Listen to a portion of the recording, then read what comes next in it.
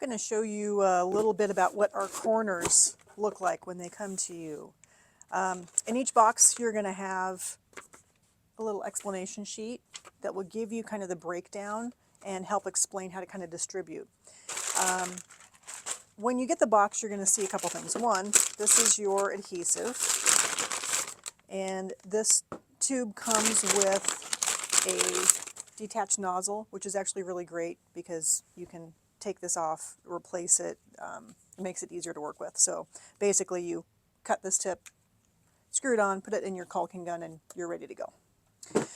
Next thing you're going to see here is the division of parts. So we have three different things going on in here. We have thick pieces, and these are our special mitered pieces that have the miter plus a flat edge, and I'll show you how that comes into play here in a few minutes. But there's going to be a bunch of thick pieces, okay? Then you're going to have thin, full-length pieces, and these are all mitered at the edge here.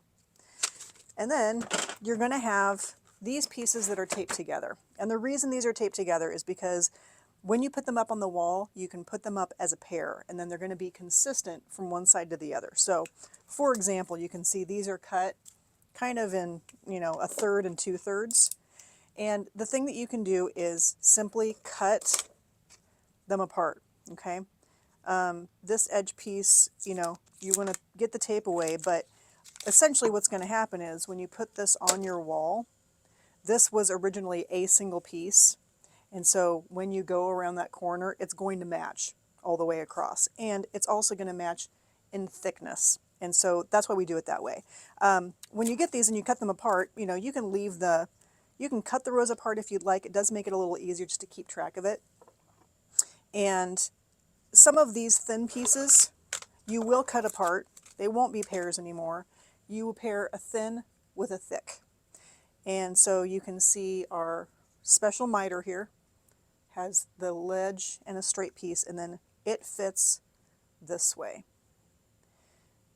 The difficulty is, if we cut these all at straight miters, the thicker they get, the more difficult it is to go around that corner. This helps them fit more tightly. So around the corner, it looks like a nice miter. And you can see that that fits together pretty tight.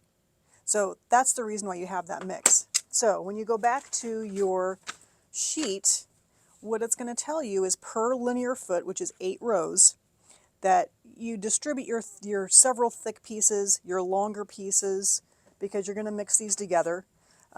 You can do a thin piece with a thin piece that is short, so you've got a short long. You want to pick ones that have a similar distance of thickness here. This one's a little bit thin, so you want to look out for another really thin one to pair that with. Here is one where that edge is more the same size. So if you were to pair these to go around the corner, you're going to have a pretty good match there. Okay? And that is why those come in the different formats that we have. So if you have questions, please feel free to contact us, but hopefully this gives you a better idea of what to expect when you get a case of corners.